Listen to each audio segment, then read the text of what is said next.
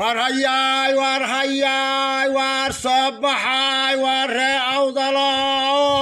وارصبحاي واركارر كقاتاي واسرالو قاداي وارعيدو هيلياي ورددكو شقياي وارمرونك اسكداياي وارصبحاي وارعدكينا موجياي واريوبوداي وارسياسينتي gobolka waarsayliyo saajino seedo saleemaano saacado واريل وغيالو واريل قربضادانو وار gobolka dilay xariirada juurjeeday boonay wadamaantii mas'uuliintay waar soo baxay bismillaah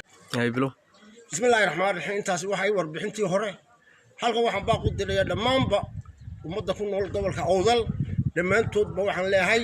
hal iska day khilaaf ku hal coday codku waa wax qofka la iskaga celiyo amba asaamiga lagu qabto maaha dadku amba codku bay wax ku helaan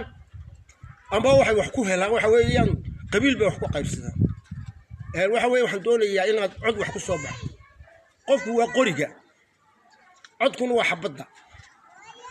iska celiya dadka markaan leenahay ma xabad u qaatay waa cod iskaga celiya umada reer Soomaaliland la noolahay marka waxa weey codku waxa weey wax rasaas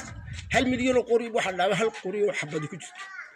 ujeedada saasan u la in kastoo dadaal badan sameeynay oo dawladda dhisan oo difaac galnay haddana waxa weey waa fayska u dambeeyay ninka uu ka halaabay iyo kii uu ka gubtay iyo kii aan qaaday deediisu lahayd iyo kii uu ka halaabay iyo kii uu ka gubtay dhamaanba diyaar baa loo wada yahay caruur iyo ciroolaba dibad iyo gudabaha la qaataa leeyahay waxaan ku soo gaabinay hadalka ku soo xidhaya oday dadkii hore waaweyn oo diinta ku yareed baa shahaado la yiri de wuxuu yiri waan wadaa uu waxba way ku ladnaan lahay dadaal waan badnaa uu waxba in kastoo wali aynaan gaarin bal maanta waa ka dambaystii assalaamu calaykum wa rahmatullaahi wa barakaatuh